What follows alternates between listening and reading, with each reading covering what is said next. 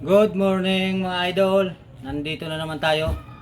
Magluluto tayo ngayon ng alugbati, saluyot at okra. Haluan din natin siya ng kaunting malunggay para masarap mga idol. Ito po ang ating recipe natin ngayon. Mga idol, himayin na natin. Ayan po mga idol, nakaready na natin lulutuin saluyot, alugbati, okra at malunggay. Ayan, magpapakulo na tayo ng tubig mga idol. Ayan na po mga idol, sinalang na natin. Hintayin lang natin na kumulo mga idol.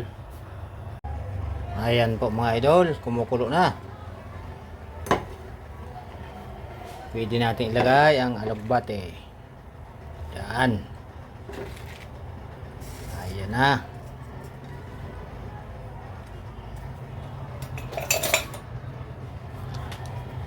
Nalagay na po natin ang alugbati.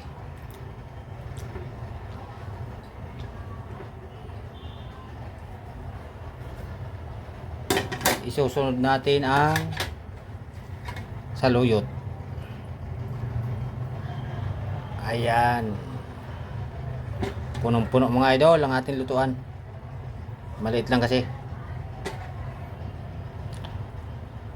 Yan mga idol.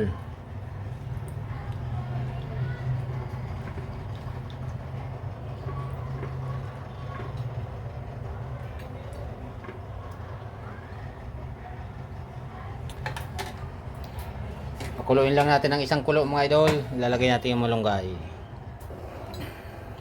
Malapit na yung kumulo mga idol. Lalagay na natin ang malunggay.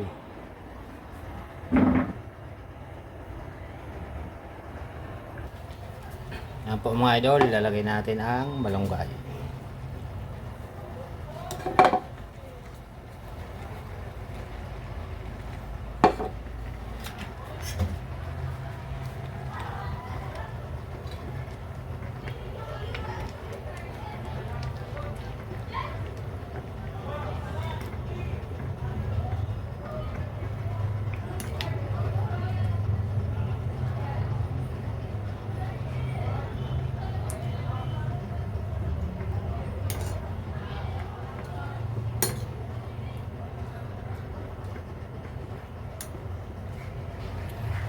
Tapos, lalagyan na natin ng konting suka para maasim mga idol.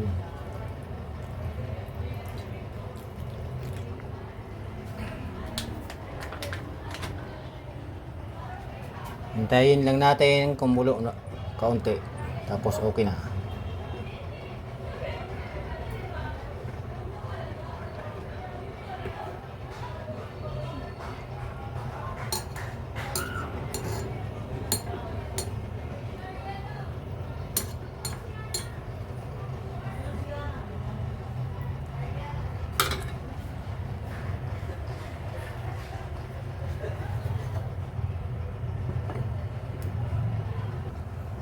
Ayan po mga idol.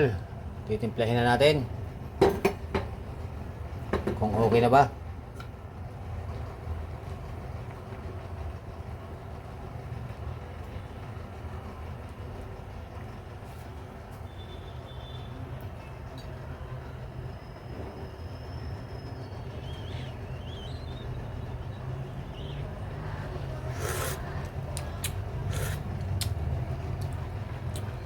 Okay na mga idol.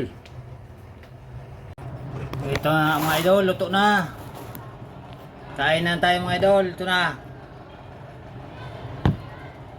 Yan. Oh.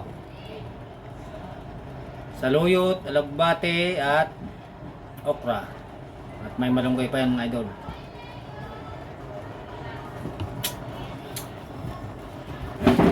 Sasmusip. Kain na po mga idol.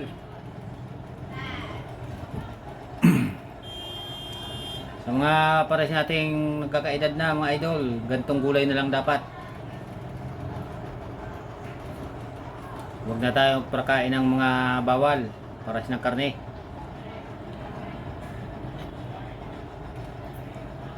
Masarap ito mga idol at masustansya.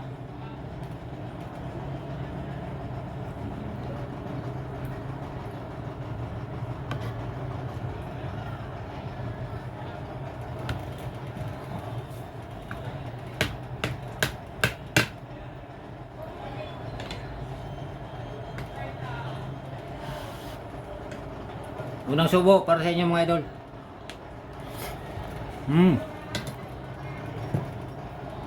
Sarap talaga ng okra. Pinagpawisan ako mga idol.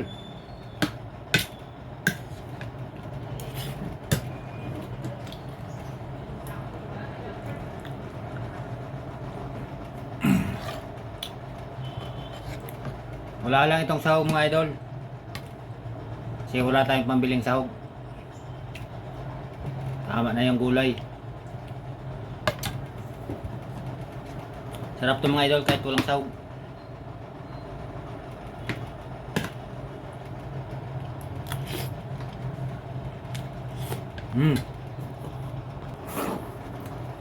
Tapos talaga mga idol.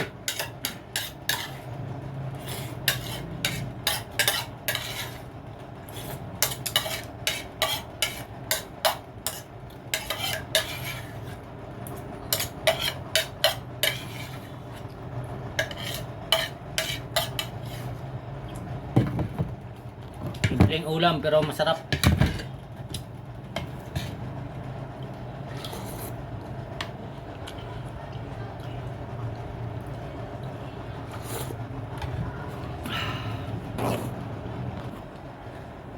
Grabe ang pawis ko mga idol.